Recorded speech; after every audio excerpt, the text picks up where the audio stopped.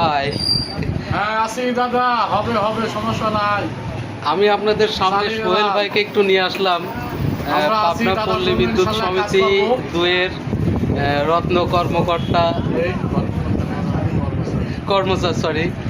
কর্মচারী পাবনা পল্লী বিদ্যুৎ সমিতি 2-এর কোমরপুর অভিযোগ কেন্দ্রের ইনচার্জ সোহেল ভাই।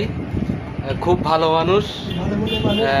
আমি ওনার অভিযোগ কেন্দ্রের আশেপাশে, আমি এমসিএম স্বর্ণকমল, ওনার ছত্রছায়াতে থাকি, আশেপাশে রিডিং করি।